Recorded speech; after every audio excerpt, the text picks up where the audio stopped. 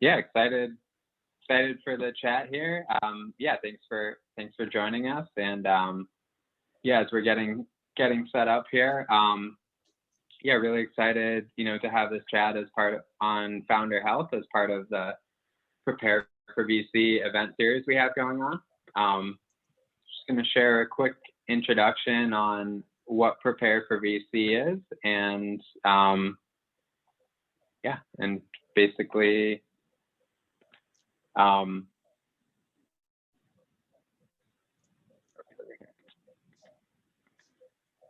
many tabs open. Story of my life, brother. All right, 1 second here. Yeah, so basically we have a startup community, and we started really to help founders figure out how to navigate the fundraising process. And now we've expanded into a variety of resources, community events, and an accelerator program that we run as well to really help founders figure out how to get to that next level in their business. So just going to share a quick introductory video. This is a question that we pose in all of or basically anybody that joins in our community. We like to ask them, what's your why? And, we've gotten a lot of great responses in here already. So, everything from realizing the potential of their businesses, improving and helping other startups, and just, some personal journeys in there as well. And really just like to see the stories behind the founders and help showcase that to everybody that comes into our community. Our goals are really helping shape the startup stories, helping scale them, and helping share them with the rest of the world. So yeah, excited to have everyone on here. Going to stop sharing, and we're going to be hosting a series of other events as well. Definitely join and check in our community, and yeah, let us know if there's anything we can help with directly. Really excited for the chat tonight. We're going to have Emily Zaccardi and Michelle Wax lead the founder health discussion. I'm going to spotlight both of them here, and yeah, excited. This is a topic we're really excited to dive into, and yeah, thanks again for helping organize this event, and for everybody else that's coming out either through the Zoom or on our Facebook live stream. Thanks so much, yeah, Jason. Emily, if you wanna, take it away. Sure thing. Glad to be connected here, Michelle. It was I think when you and I first spoke, it was over the phone, kind of a serendipitous connection. I wouldn't be surprised if I think back and it was through Steve Vilkes himself. But I thought we could just give a quick intro to folks joining us or listening, just share a bit about why we're founders. And so much of what we're going to be talking about is mental health in the founder space. So I'll just quickly share that my role as a founder in a voice tech company was formed to help create stronger connection between people that are looking to gain contextual and valuable motivation from the people they'd really like to hear from it the most. And that has led me on a journey to understand all sorts of things like what is motivation, what makes it impactful, and what does effective communication look like. And I'm so excited to bridge my purpose as a founder with what I understand is Michelle's purpose, but we're going to hear that straight from her. So Michelle, why don't you share a little bit about you and what led you on your journey? Yeah, sure. So I'm the founder of American Happiness Project, and we started out as a 50-state documentary project that was filmed across every single state in America. So all 50 states, really to capture how everyday people create more joy, create more energy and happiness and fulfillment, regardless of external circumstances. So taking that focus off of external achievements or accomplishments and really taking it back within yourself. And I reached a point where before American Happiness Project, I was an entrepreneur in the food industry. So I had 2 food companies in Boston. One was a cookie catering company, Kitchen Millie. The other was a kitchen incubator space where we helped other food companies start and grow their businesses. And I reached this point where I thought that was my dream. I thought that's what I wanted to do with my life. And I was waking up every single day and just was feeling stress and self-doubt and just not the happiest. And I didn't understand why, because objectively, I had worked to get to the point I thought would make me very happy. And so that led me on filming the documentary project. And then since then have expanded out to doing workshops and building out a whole community to connect other positive people as well across the country. And I feel as though the food companies were kind of my first dream that I reached, and this is now my second one. So that's kind of the high level overview of the founder journey. So exciting, Michelle. And you've recently had a documentary premiere. Why don't we tell folks a little bit about that so we can give a little bit of context to some of the different conversation points we'll probably explore here tonight in terms of mental health, happiness. What is it? How do you find it? Share a little bit about what you went through creating that documentary and what you were looking for in the process. Yeah, so I had the idea to film it in July of 2018, and I had zero filmmaking experience, had never, traveled across the country to every state in America or anything like that. But I really was curious on congregating how people from all different walks of life create more internal happiness. Because as a founder myself, I had looked kind of to achievement or quote unquote success to bring in that happiness to me. And I wasn't feeling the internal way I thought I should be at that point or would have liked to. And, have interviewed now with the documentary alone, interviewed over 500 people. Since then, we continuously interview people. So probably at least over 700-800 at this point. I got to go back and do a count, but really focused on finding what people are doing day to day and what's going to bring in more lasting happiness, regardless of what's actually happening in your life. And that was a really big theme, is working on building a positive mindset, working on strengthening mental health and mental wellness so that whatever happens outside of yourself that often is outside of your control, you're able to rise from it versus plummet from it. What an amazing accomplishment, Michelle. And I'm sure any founder who would listen to this would agree that the journey that you plotted for yourself and then committed to, like, to me, it just says grit. It's like, I'm going to do these things. There's like really high stakes to travel to all 50 states, especially by yourself or with like one or two other people in your own car, using your own resources. I think that so many founders can relate to the idea of grit.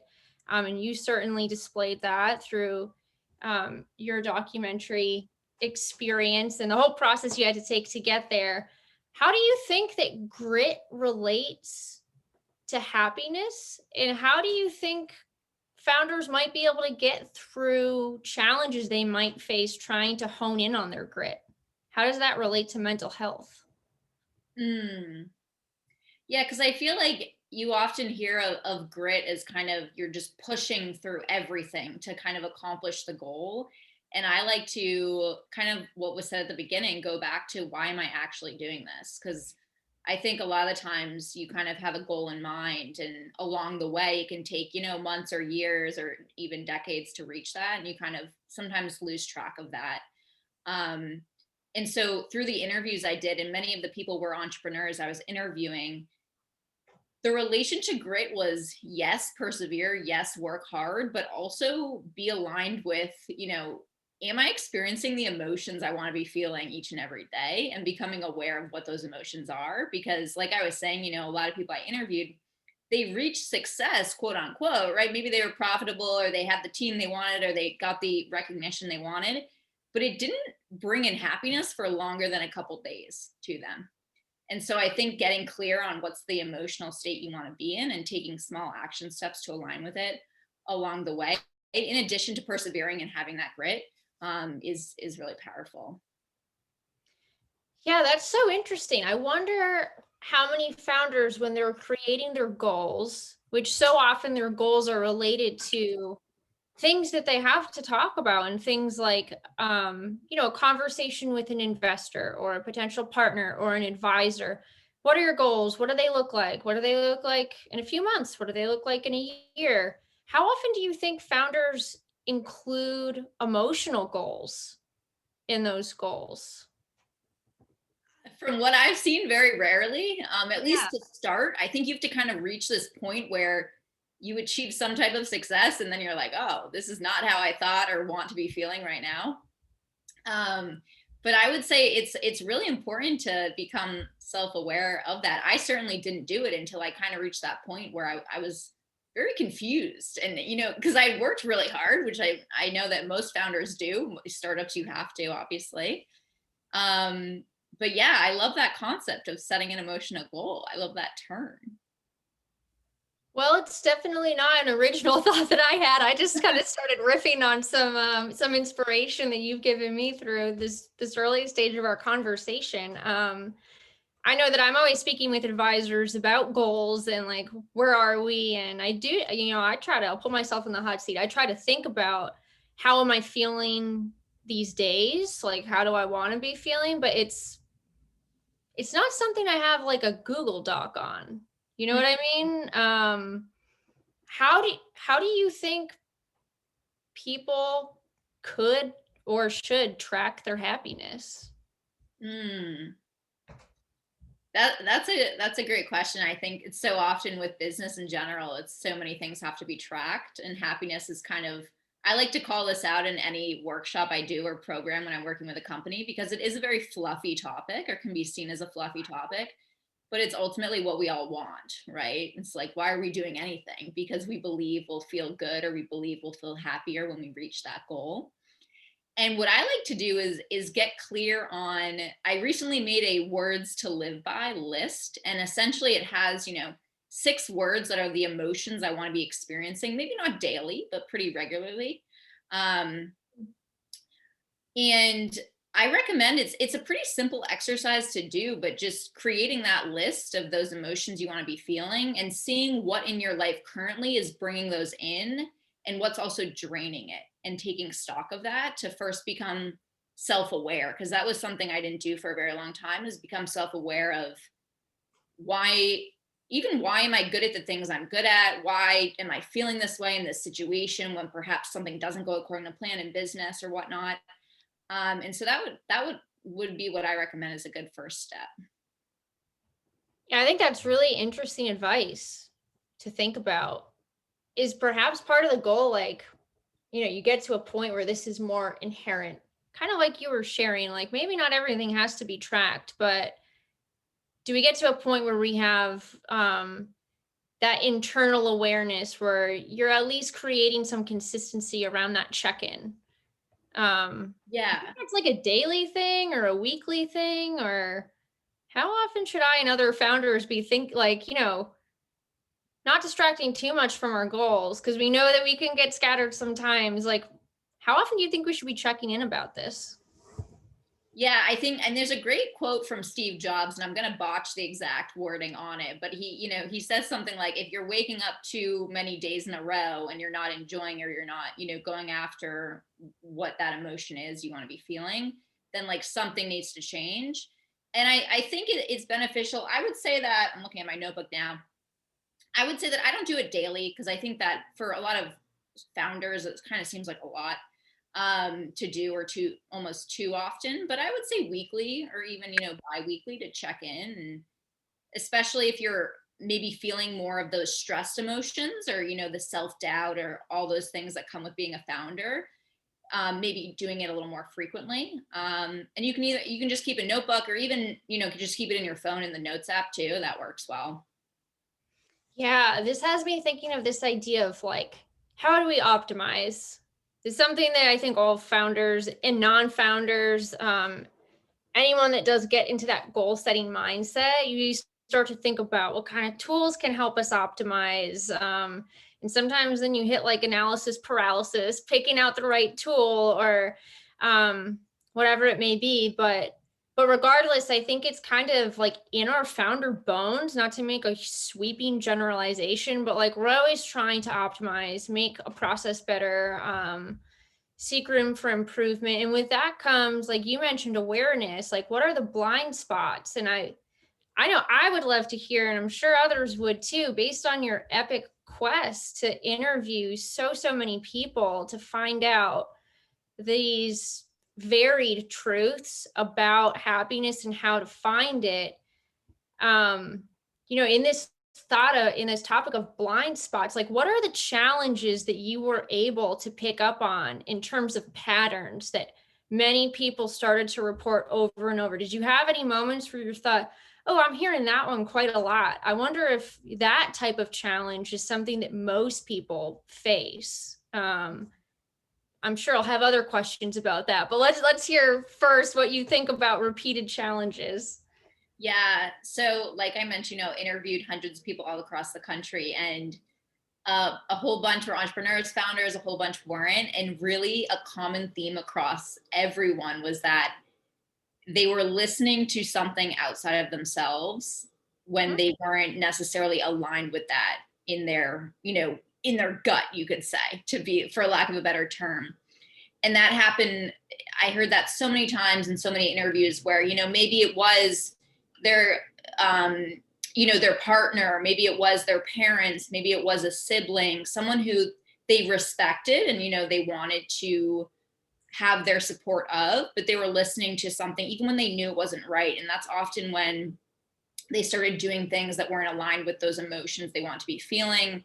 They were stressed out every single day, all these things that were not attributing to it. So it was really shifting that focus from anything outside of yourself to, realigning with what's important to you. And this is something I struggled with for a while, because before I launched the food companies, I worked for a tech startup in Boston, and it was a company that had millions of dollars in funding, which is amazing, right? But when I'm starting out a cookie company and I'm bootstrapping it with a couple $100s, my goals are very different. And I didn't necessarily want to go national and get funding and all these different things. But that was the norm inside my own mind, that I found myself really struggling with that and thinking that I wasn't good enough just because I wanted different things. And I think that's, again, where the self-awareness piece comes into, because I feel like you hear so often out in the world about, oh, you have millions of dollars in funding, wow, you must be successful. And it's kind of tied to success is whatever amount, or, any other kind of external factor. But I think becoming aware of, what's important to you, what do you value, and becoming confident in that and building the belief is more powerful than I think is often highlighted a lot of the times.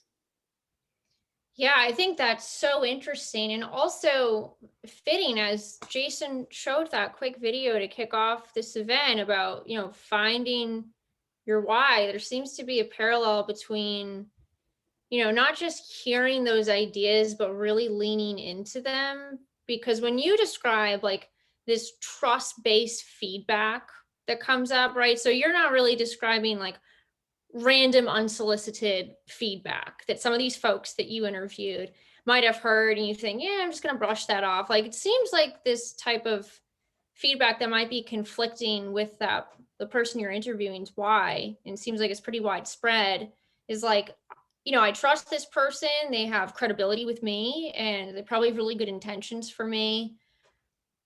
It sounds like, if I'm understanding this correctly, at some point you want to get to this level of, is it like your gut intuition? Should we be leaning in a little bit more into our gut intuitions, or is it, like, what do you think that moment is? Like, how can you detect this person is giving me good feedback to maybe consider like another angle to improve my path, or, I'm going to take that with a grain of salt, and I'm going to like stay my course because I'm sure of it and it's really rooted in my why.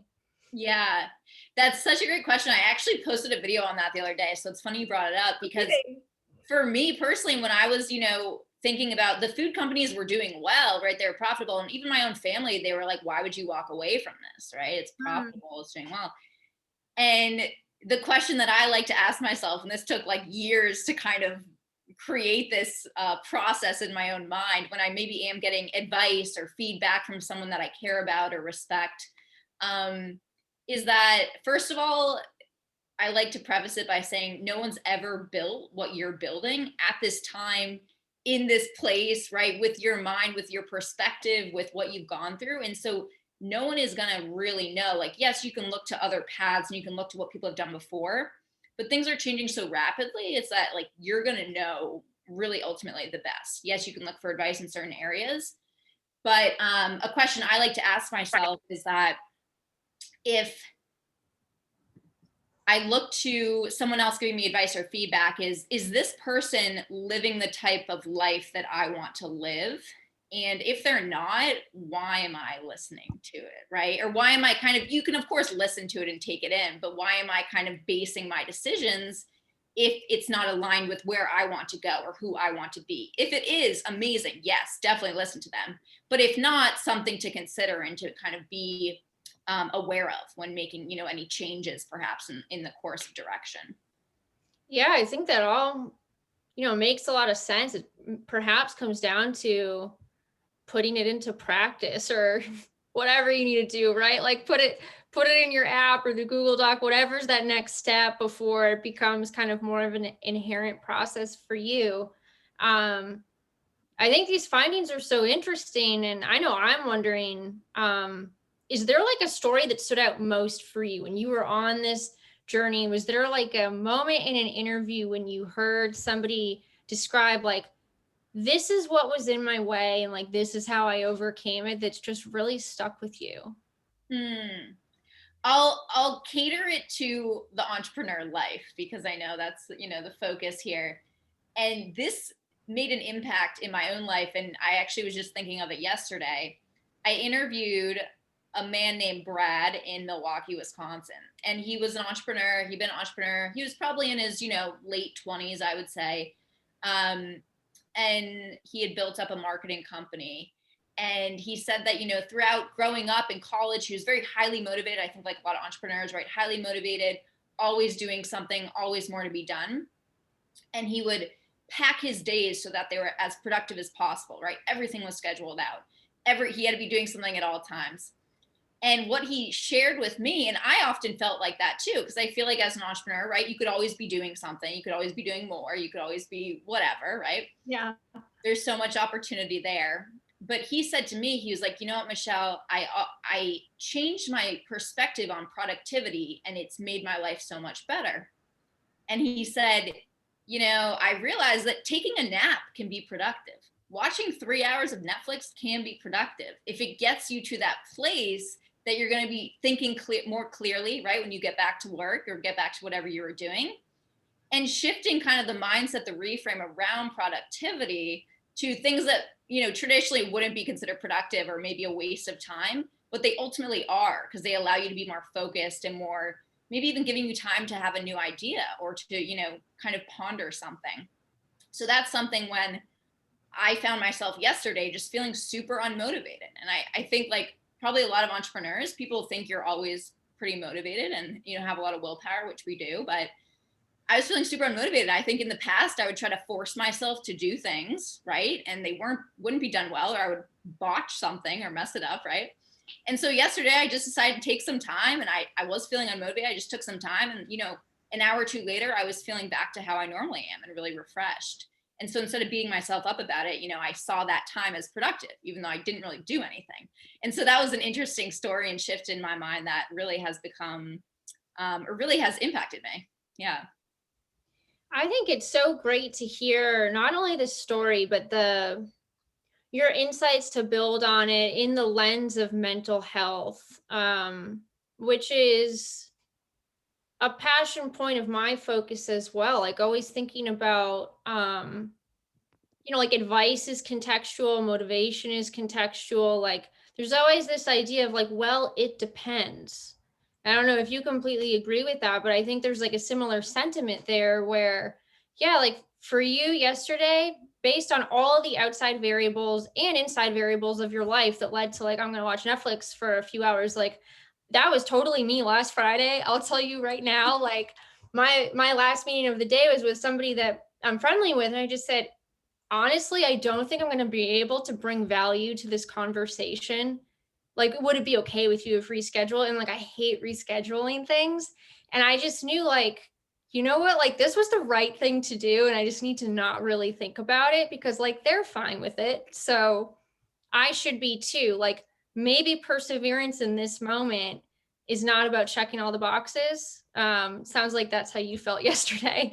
I can totally relate.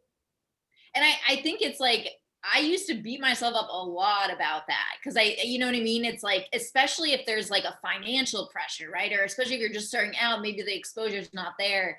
That's when it's even more like, oh my God, right? It's very real internal pressure that I felt. And the entrepreneurs I've spoken with feel that as well. That's hard to explain to someone who's not an entrepreneur. It's kind of this, yeah. But I'm working, and it's constantly a work in progress because I don't always do this perfectly, of course. But you know, if I do feel that way, just not beating myself up and be like, you know what, this is productive right now. So yeah, I'm glad to hear that you had a similar moment. Yep, I sure have. I'm happy to share it too, which kind of reminds me of this idea of like humility and vulnerability. And I think those are things that all founders are up against, whether they want to be or not, right? Like if you're really in it, like you get to those points where you realize like, I can't move forward without being vulnerable, without having some humility, without making sacrifices. And I think those types of words can kind of like bring up friction with the idea of mental health. So it's kind of interesting to talk about mental health in a community of founders where it's tough, I think, to always make the right mental health decision because like we've talked about things like grittiness so far and also like being true to yourself. How do you think founders should or could navigate this idea of like, you need to be vulnerable, you need to make sacrifices, you need to have humility, but you also have to have a positive attitude because like you need to keep going forward. It's something that's been on my mind, and I've heard from a lot of founders that I know that keeping a balance between like a positive attitude and what mental health truly is in that moment can be tough. I'm wondering what you think about that. Yeah, I definitely agree with you because I consider myself a fairly positive person, but there are days when, you know, it just sucks, you know, to be frank. And it's like, I think it's hard too as an entrepreneur because a lot of the times people, like you have an entrepreneur community, which is awesome, but a lot of the times people are not entrepreneurs and they don't, you know, they're supportive, but it's hard to kind of connect sometimes on like the true kind of mental health state you're in. And yeah, I would say I feel like taking care of your mental health is even more important than, you know, making that extra sales call or, you know, creating the content, because if you're not taking care of your mental health, you're not operating at your best, and your mind is not just physically, it's not going to be working as great as it could. And so that's something that I have to, you know, constantly remind myself. And I have Post-its, you know, up on in my apartment and things like that, because it's hard to forget. And you can get very absorbed in just kind of like working and having that grit. But yeah, I agree with you 100%. Do you think it's hard to like, and I know I think this is hard, I'm just also wondering what you think. Do you think it's hard to kind of figure out where's that line where I need to embrace friction so that I can learn these like hard lessons of trying to mature my business, trying to mature personally as a founder. On my end, I'm a first-time founder. I know there's going to be other first-time founders that are listening. I think whether you're founding something for your first time or somebody like yourself who is now doing it for second, third, or fourth time, we enter these moments, right, where it's like, okay, this is kind of uncomfortable. Maybe I should do something to better harness a positive attitude. But like, where are we missing out on the opportunity to grow as well in that like area of being uncomfortable? And I guess I'll share an example. Like when I started Hollarhype, I was like pretty nervous to like go to events and like talk to new people. And I had an advisor who told me, and I'll never forget this. He was like, you don't have kids. And basically that is the baseline for giving yourself, you have no excuses for not like going to at least 4 startup events every night. Like if you're serious about this, like you got to get out there. And I'm like, I don't even have a prototype yet, right? Like I was in this world of like, what am I going to talk about? And he was like, well, this is good that we're identifying that this is uncomfortable for you. So do it anyways, but know that it makes you uncomfortable. And I'm glad that I did, even though those first few nights I didn't really know how to even like do introductory conversations properly. Like I'm a fairly social person, but this was different. I don't know if you felt like that when you started any of your businesses or like started hitting like the startup event scene, but that's one example that I think I kind of benefited from getting a little bit uncomfortable, but then I had to draw the line. Like it takes a different sort of energy for me to go out and do some of those things. So where do I keep that in check? I don't know if you have any, even if, we don't continue down that rabbit hole, are there any examples that you felt like as a founder, I don't want to miss out on these lessons, but I also need to figure out where my boundaries are, or where it is I am compromising? Yeah. And I like what you were saying, that you acknowledge that it takes a certain type of energy, because I feel the same way. I'm actually naturally a pretty introverted person. I think most people just assume I'm very extrovert. I was like super shy as a child. It was something I had to build to be able to go out, and like it is very uncomfortable. I think most people at events feel uncomfortable. But like you were saying, something that I have to remind myself, whether it be going to an event or anything that's uncomfortable, is if you do it a couple times, it becomes normal and it becomes who you are, right? And so that's something I have to remind myself whenever I'm kind of creating something new or putting something new out there. Like obviously going from the food industry to now this kind of mental wellness, happiness space, it's completely different. And so I think the normal entrepreneur, founder self-doubt comes up, right? All the time. And I went to a conference a couple years ago, and this was such a powerful moment for me, where it was about 6,000 people in this stadium.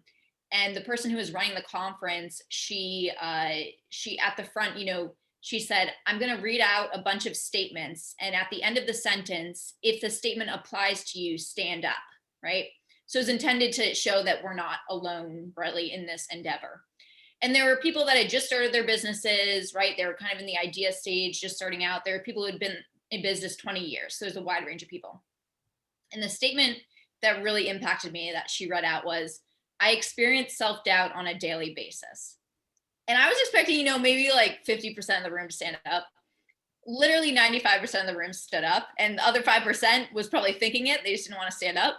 But it was wild, because I was thinking to myself, oh my God, I feel less alone in this kind of uncomfortable emotion that I think probably most of us feel quite often when starting out something new, or just growing, or just in life in general. But the more and more you do new things, it just becomes normal. And I have to remind myself of that for like the past things that I've done that were uncomfortable, and then they became normal. So yeah, that's what I try to do as well. But I know what you mean by going to the events, and it can feel strange. Well, your story as well, in terms of like not feeling alone and just identifying, feeling some validation on your grand topic of happiness. Like, do you think that there's a link between validation and happiness in terms of like your feelings are validated, or you feel less alone about the state in which you're in? Yeah, so that's such a great question, because that's something that I looked into originally when I was in that state where, quote unquote, my businesses were successful, but I was waking up and I was feeling stressed and worried and had the self-doubt and just kind of inner antsiness, you could say. And I started looking into the science of happiness and of fulfillment, and found out that our brains are actually wired to go to that place, because it helped keep us safe in our primal days, to go to that place of what could go wrong, right? The more looking out for all the negativity. That's why there's so much complaining and so much negativity out in the world, is because your mind's naturally wired to go that route. And so that was something that was reassuring or validating, because I thought to myself, wow, this is just the way my brain is naturally wired. It's not me as a human being. And that's something that I now share with people, is that, because, I think so often if you feel that stress or self-doubt or uncertainty, you think something's wrong, or you think it's not normal, when in reality, it's literally the most normal thing. Everyone is wired in that way. Yeah. That was a validating moment. Yeah. Yeah, I can totally see that, because it's like I would argue that most people would advocate for others to feel empowered to come over their imposter syndrome, but that's not the same thing as like wanting to talk about your own.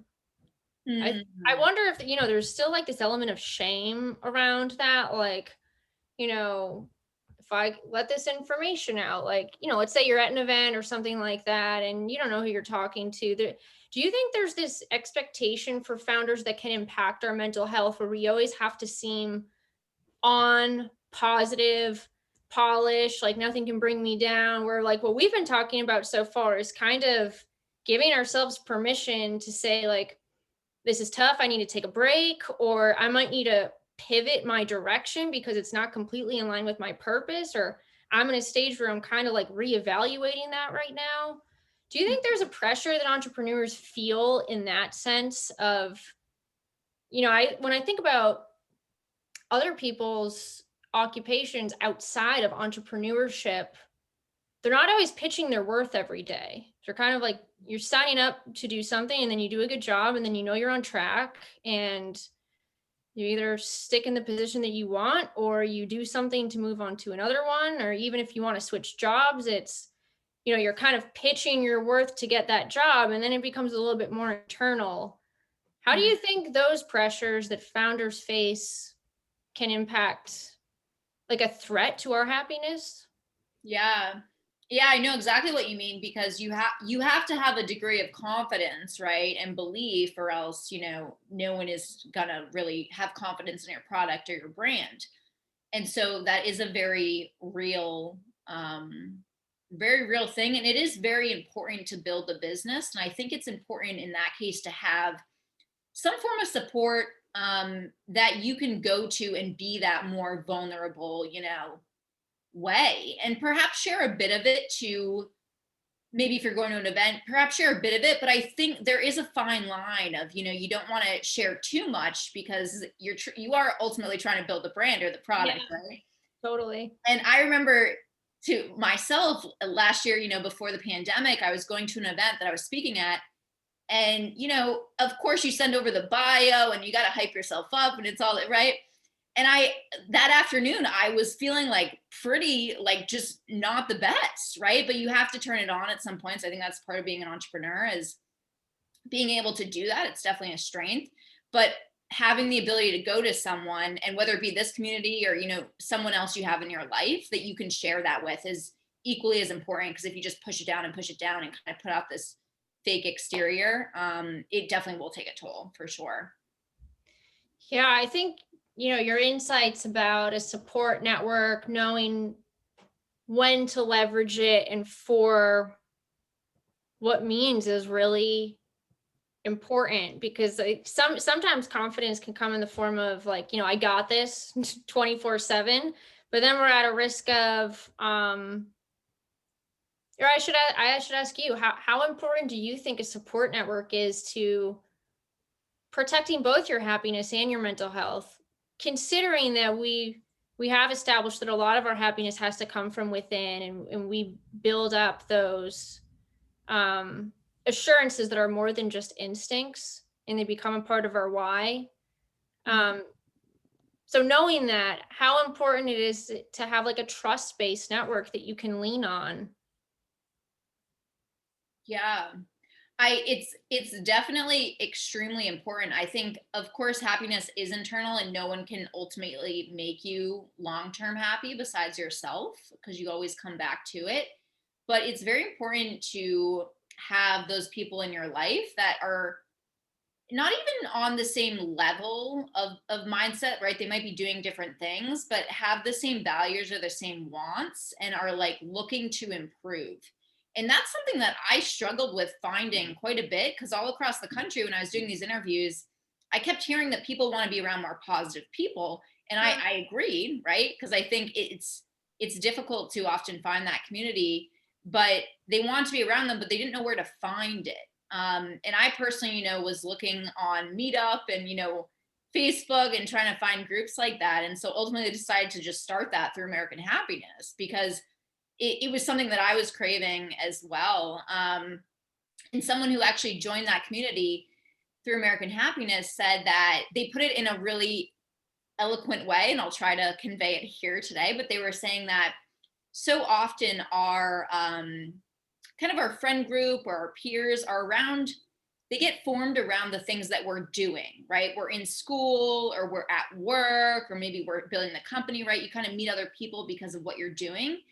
But it's good to find a community or really valuable that is around who you want to be or who you're becoming, right? It's more the being versus just doing in that moment.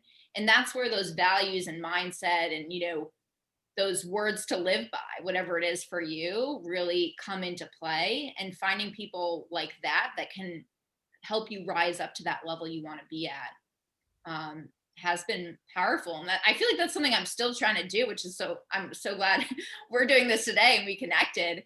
But yeah. Yeah, I love to hear that advice among all the other great things that we've touched on. I'm going to take a moment to read a question in the chat.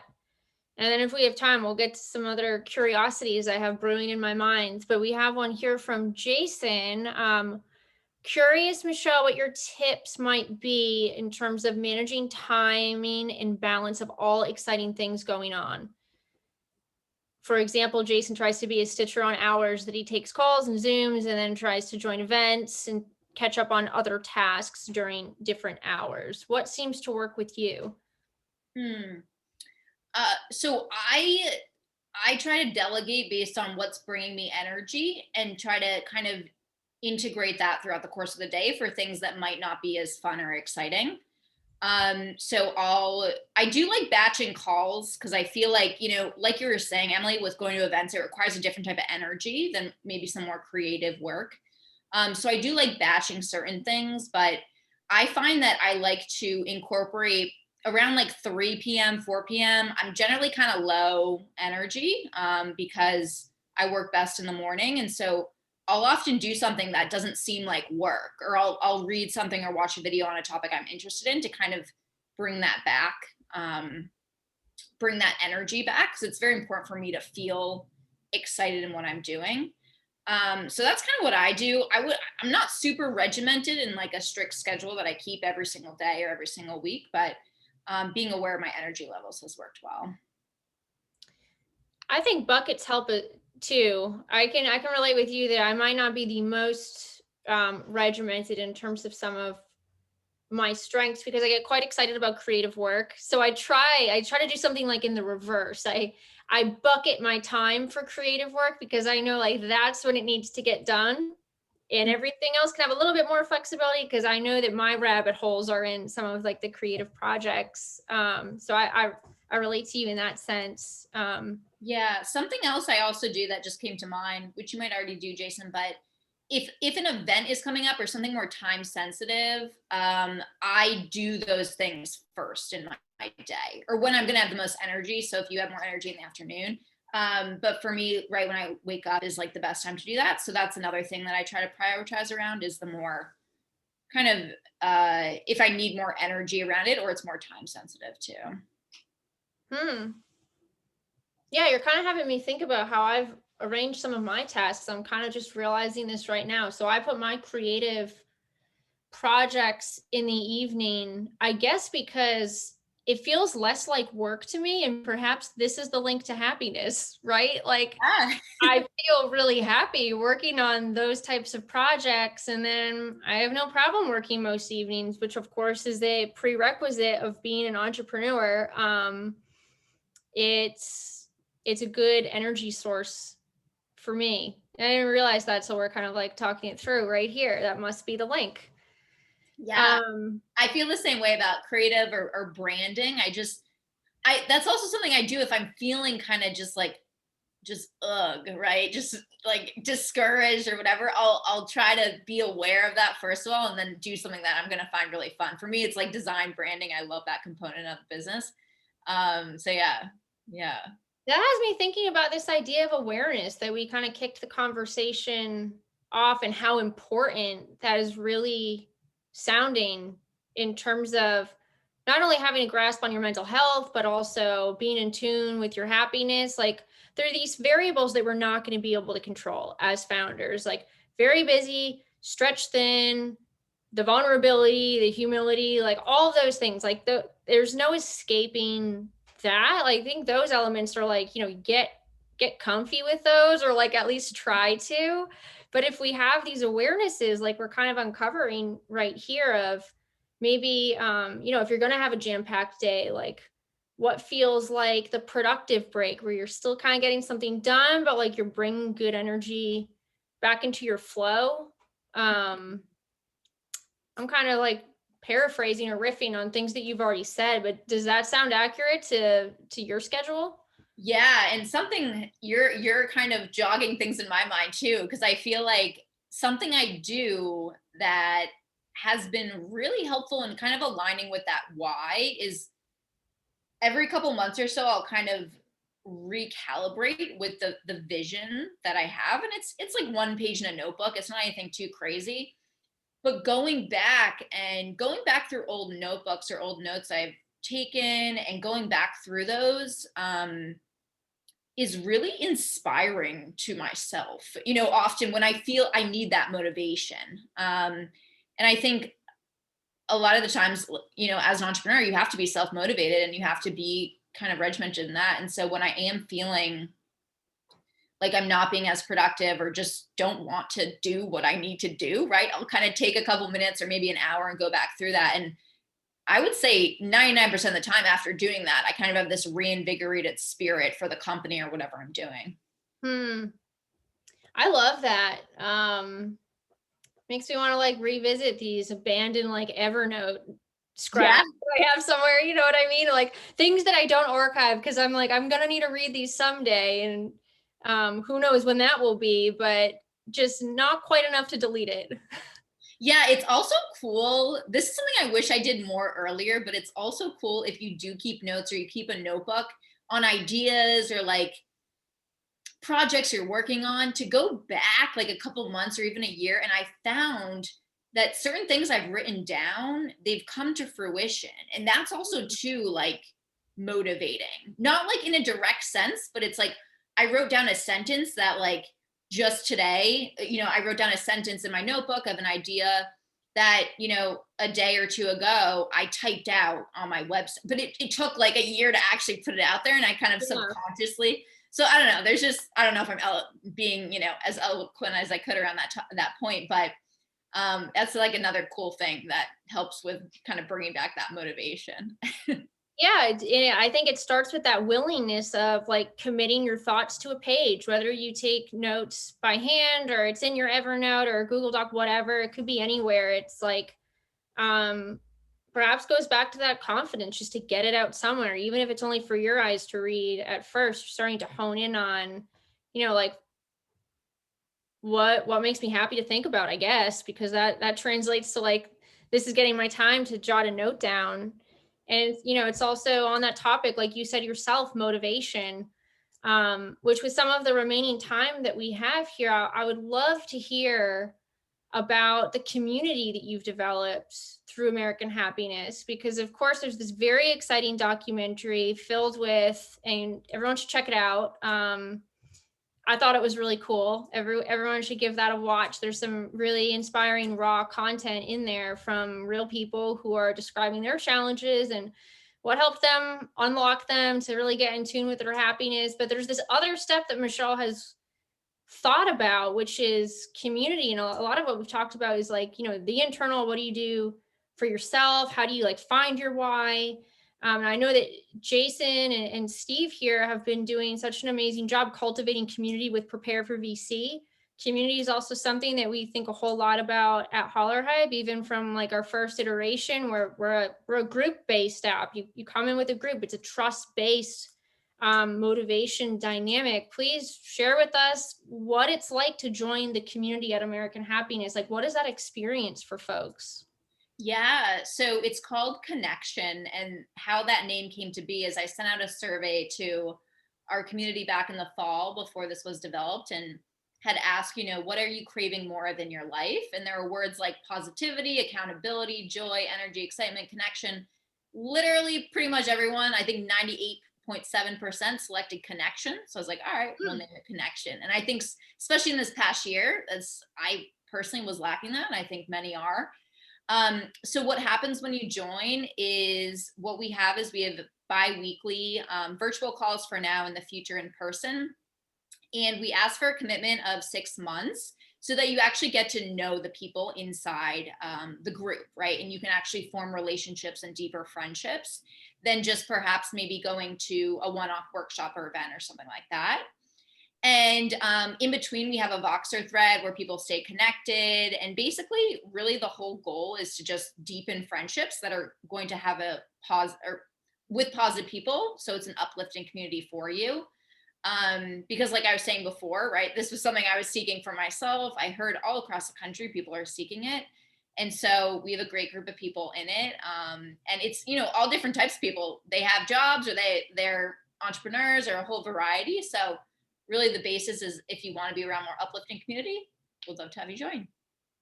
That's so interesting, Michelle, because like I've experienced the power of community without knowing that that's what I was looking for. So I might join different groups because I fit the niche of the theme of whatever is crafting that group.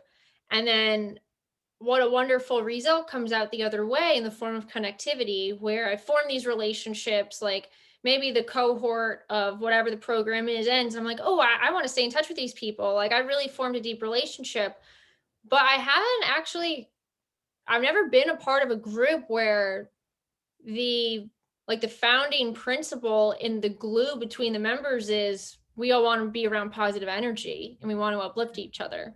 You know what I mean? Like usually it's like your career field, or like new moms come to mind. Like if you're entering a new stage of life and you want to rally around that topic, which is great, but it sounds like if I'm understanding it correctly, you could be going through anything in your life, and the common denominator is almost like these house rules of, I'm coming in with a positive spirit and I want to help somebody else maintain their positive spirit. Is that kind of how it goes?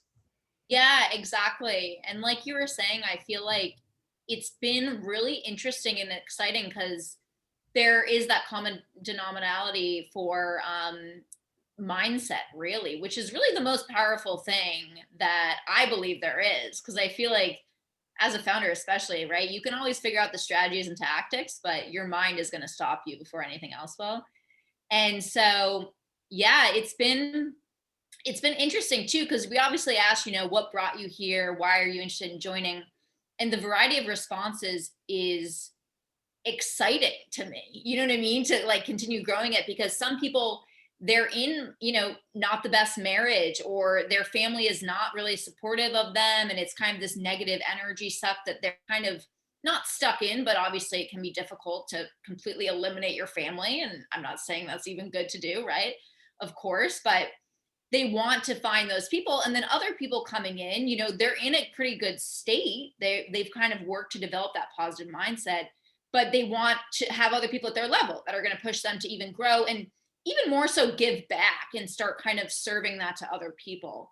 And so there's been a wide mix. So it's kind of nice because it's been able to attract different mindsets, but all with that goal of, becoming someone, if not already, who's going to be that positive energy and can really share that as well. So great to hear. I'm really looking forward to hearing how the rest of your cohort goes, and wishing it all the best with its growth, because a lot of the work that I've done in Hollarhype really jives with some of your research, and that people are seeking connectivity, and sometimes nothing feels better than getting the support from somebody who like understands what you're going through, or perhaps more importantly, understands what you need and how to provide assurances for whatever it is you're going through, whatever stage of your path you're on. So I think it's wonderful, and it's very exciting, and congratulations on getting that going, providing that space for people, and ultimately the connectivity that comes out of it. It's great. Thank you. I appreciate that. And I feel like, yeah, because it's just so energizing to be around people like that. Because I remember our initial call, we chatted, you know, a couple weeks ago or a couple months ago now. And after that, I just felt so just positive and energized. And it was just so great to have like even that brief 30 minutes. And so I think those connections and that relatability can be like so powerful. So, yeah. Yeah, I couldn't agree with you more. Actually, I can remember I was leaving a Starbucks, and I'd read a little bit about American happiness, and you're right, a positive spirit and uncovering, common interests and just a good attitude, like, really goes a long way. If you're able to cultivate that in your community through American happiness, that's great. It even reminds me of like a lot of things that are happening on Clubhouse these days, where I just actually met a founder who Jason met like last week or sometime somewhat recently, and I was so glad that I did. It was like kind of serendipitous, and yeah, it was that encouragement, like one person wanting to encourage another person, and just the willingness or the openness to want to keep that going. And hopefully we continue to see some of those dominoes fall as we all climb out of this pandemic and climb into spaces like the Connection at American Happiness, or any of these other places that we're able to align ourselves with just supportive people. Yeah, and I think it's important too. It's like, because I think so often people think of positivity or being positive as like kind of this delusional, like, oh, you're always happy, you're always positive. And I think it's important to state that like that is not the case. I think it's more of like, I don't love the word positive because I feel like it's kind of like associated with that. But yeah, it's kind of, meeting people where they're at, and, just with that goal of, even if things aren't ideal at the current moment, the belief that they can get better and they will get better, and the ability to create more of that energy for themselves, but also for the people in their life. I just had to say that because I feel like I shouldn't take it personally, but people assume I'm just naturally always positive and happy, and I like do not like when people associate myself with that, because it's not real. It's not like human, and especially in the entrepreneur world, it's definitely not real. It's not, I don't think it would even Yeah. if we could. So Yeah, I love the way you stated that, Michelle. Like it's the belief that things will get better. Like that common belief is something to hold on to. If you can find folks that are able to either find that for themselves or help you remember that is a really healthy mindset to have, is, I think, the differentiator, because I can also get cranky about sugarcoating things as well. yeah. Because we miss out on the opportunities to grow and like get in those uncomfortable spaces and experience friction in a healthy way. So that we're aware of like, this is not what makes me happy, or this is definitely not what's helping me achieve my goals, or this is not what feels healthy. So I'm with you in that sense. Steve can attest. We've definitely had a couple of rants back and forth about the dangers of like sugarcoating too much. So I appreciate that you brought that up, because it is important. And I think in terms of mental health, keeping it real is a part of the equation. Definitely. Jason, I know we're like at 6:31. No, I'm it's just a conversation, but I want to give you an opportunity to chime in with any comments. no, just amazing discussion. Yeah, I appreciate all of your insights here, and just been enjoying being a part of this. So yeah, it's thanks, Michelle, for posting the link in the chat here. We'll share that with the recording as well. Emily, if there's anything you want to share on Hollarhype, we can spread the word there as well. And excited to continue these conversations. we have an event, or some next Monday, we're doing just an info session on our upcoming accelerator cohort. And on Thursday, let me just double check that. Yeah, Thursday we have a discussion on the next industrial revolution and what the new technology trends mean for startups. So yeah, I'll be sharing our community link here as well. And yeah, again, we'll post all of these within in the YouTube recording and in our community chat. So thanks again. Yeah, you guys were great. Really enjoyed this discussion here. Thanks for having me. This has been so wonderful. Appreciate it. Yeah, thanks so much, Jason. Thank you. And yeah, thanks for everyone for coming out. And yeah, let us know if there's anything else, we can help with. Always here to support. All right. Awesome. Everyone have a great evening. It was a pleasure to hold this space and have this conversation, Michelle. So look forward to hearing about all things coming your way. Absolutely. Yes. Thank you so much. Have a great night. Bye, everyone. Bye. Bye.